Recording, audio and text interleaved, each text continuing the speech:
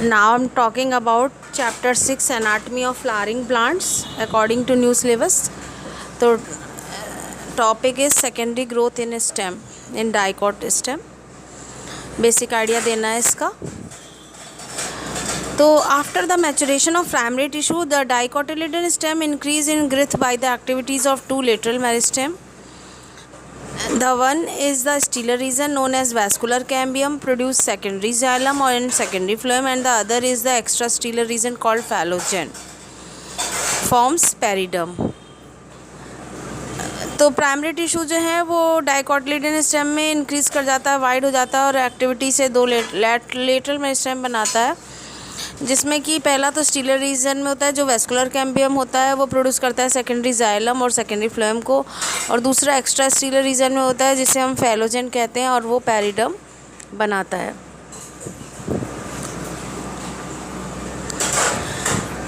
Secondary growth in dicot stem can be studied under two heads, secondary growth in stellar region and secondary growth in extrastellar region.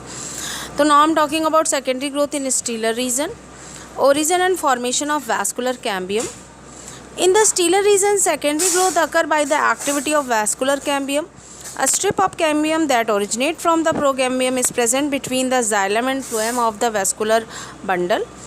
This cambial strip is known as intrafascicular cambium. At the onset of secondary growth, additional strip of cambium are formed from the intrafascicular parenchyma between the vascular bundle. These later formed strip of cambium known as intrafascicular cambium join with intrafascicular cambium and form a complete ring of cambium. तो secondary growth stealer reason में कैसे होती है, हम बात कर रहे हैं ओरिजिन एंड फॉर्मेशन होता है कैसे वेस्कुलर कैम्बियम का. स्टीलर रीजन में सेकेंडरी ग्रोथ होती है वेस्कुलर कैम्बियम की एक्टिविटीज़ से. एक कैम्बियम की स्ट्रिप बनती है जो ओरिजिनेट होती है प्रो कैम्बियम से और ये प्रेजेंट होती है जाइलम फ्लोएम के बीच में वेस्कुलर बंडल में. ये कैम्बियल स्ट्रिप को इसको बोलते हैं इंट्राफैसिकुलर कैम्बियम. और सेकेंडरी ग्रोथ में एडिशनल स्ट्रिप कैम्बियम की बनती है इंटरफैसिकुलर कैम्बियम पैरेन्काइमा से, जो कि वेस्कुलर बंडल के बीच में होती है. तो बाद में ये बना लेती है कैम्बियम की स्ट्रिप, इसको बोलते हैं इंटरफैसिकुलर कैम्बियम, जो ज्वाइन कर जाती है इंट्राफैसिकुलर कैम्बियम से, यानी वेस्कुलर बंडल के अंदर जो बनी है कैम्बियम उससे, और एक कंप्लीट रिंग का फॉर्मेशन हो जाता है कैम्बियम का. This cambial cylindrical produce secondary phloem towards the outer side and secondary xylem toward the inner side by parieliclinal division of its cell. तो ये कैम्बियल सिलेंडर जो है सेकेंडरी फ्लोएम बनाता है बाहर की तरफ और सेकेंडरी जाइलम अंदर की तरफ बनाता है parieliclinal डिवीजन करके सेल का. Now I'm talking about activity of vascular cambium, means activity of cambium.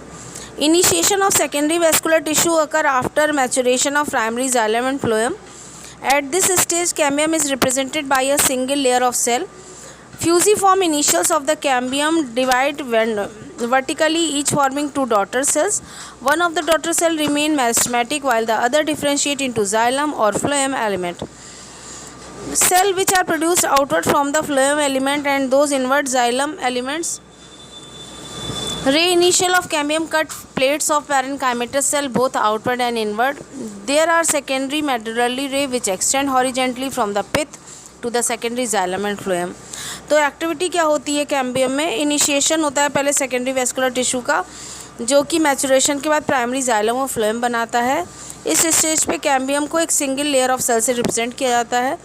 Fusiform initial जो होती है कैम्बियम की वो डिवाइड करती है वर्टिकली और दो डॉटर सेल्स बनाती है.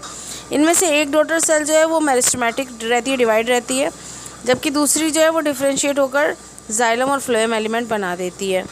जो सेल आउटवर्ड प्रोड्यूस होती है फ्लोएम एलिमेंट्स में, और कुछ एक सेल तो वो होती है और कुछ इनवर्ट होती है जाइलम एलिमेंट्स में. रे इनिशियल जो है कैम्बियल का प्लेट का वो कट करता है पैरेन्काइमा की सेल पे अंदर भी और बाहर भी. तो इससे सेकेंडरी मेडुलरी ले बनती है जो हॉरिजॉन्टली बढ़ती जाती है पित्त की तरफ और सेकेंडरी जाइलम और फ्लोएम में एंटर कर जाती है.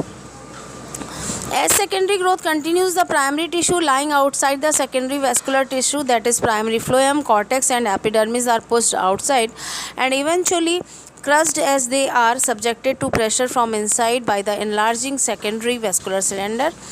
Primary xylem persists inner to the secondary vascular cylinder.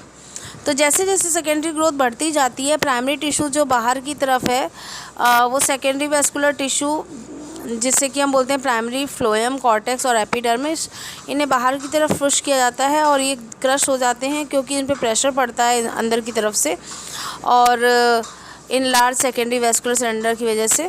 तो प्राइमरी जाइलम जो है वो बनी रहती है इनर साइड में सेकेंडरी वेस्कुलर सिलेंडर के। Now I am talking about annual rings, growth rings.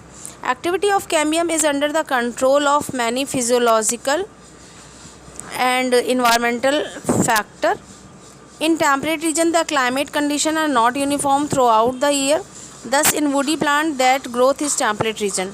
Cambium show marked variation in its activity in different regions. There is a seasonal alternation of periods of activity and quiescence. However, in tropical region, as the climate condition remain almost uniform throughout the year, there is no sharp distinction between spring and autumn wood. The wood formed in spring wood, early wood, can be distinct from the one that is formed in the autumn, late wood. On the basis of difference in shape, structure and distribution of element in two regions. For instance, the spring wood that has much wider and relatively thin walled vessel than the autumn wood. Thus, the part of the secondary xylem wood which is added in a single growing season can be easily distinguished from the preceding and successive years. Seasonal increment of concentric ring of wood as seen in figure are said to be annual ring or growth ring. Each ring denote the growth of one season, and from these ring the age of a tree can be calculated. And branch of plant anatomy that deals with determining the age of tree is known as dendrochronology. तो annual ring जो है वो activity से बनती हैं cambium की, जो कि फिजियोलॉजिकल और एनवायरमेंटल फैक्टर के कंट्रोल में होती है। टेम्परेट रीजन में क्लाइमेटिक कंडीशन एक जैसी नहीं रहती पूरे साल, इसलिए वुडी प्लांट जो हैं वो टेम्परेट रीजन में कैम्बियम में काफ़ी वेरिएशन शो करते हैं डेवलपमेंट में। इसमें सीजनल ऑल्टरनेशन होता है पीरियड में, एक्टिविटीज़ में। हालांकि ट्रॉपिकल रीजन में क्लाइमेटिक कंडीशन जो है ऑलमोस्ट यूनिफॉर्म होती हैं, पूरे साल एक सी रहती हैं, कोई शार्प डिस्टिंक्शन नहीं है स्प्रिंग एंड ऑटम वुड में। तो ये वुड जो बनती है स्प्रिंग वुड को में उसे अर्ली वुड कहते हैं और इसको अलग कर सकते हैं हम ऑटम वुड यानी लेट वुड से, उनके शेप, स्ट्रक्चर और डिस्ट्रीब्यूशन के हिसाब से। स्प्रिंग वुड जो है ज़्यादा वाइड होती है, चौड़ी होती है और थिन वॉल्ड वेसल्स होती हैं उसमें ऑटम की वुड के कंपैरिजन में। और पार्ट ऑफ सेकेंडरी जाइलम जिसे वुड बोलते हैं ऐड हो जाता है एक सिंगल ग्रोइंग सीजन में, तो उसे हम अलग से पहचान सकते हैं हर साल में। तो ये सीजनल कॉन्सेंट्रिक रिंग जो बन जाती हैं हर साल, इसको एनुअल रिंग या ग्रोथ रिंग कहते हैं और हर रिंग डिनोट करती है ग्रोथ ऑफ वन सीज़न। और इस रिंग को काउंट करके हम किसी भी ट्री की एज को पता लगा सकते हैं। प्लांट एनाटॉमी की वो ब्रांच जो कि एज ऑफ ट्री पता लगाती है उसे डेंड्रोक्रोनोलॉजी कहा जाता है। Now I'm talking about chapter 6 anatomy of flowering plants according to new syllabus. तो topic is secondary growth in stem, in dicot stem. Basic idea देना है इसका।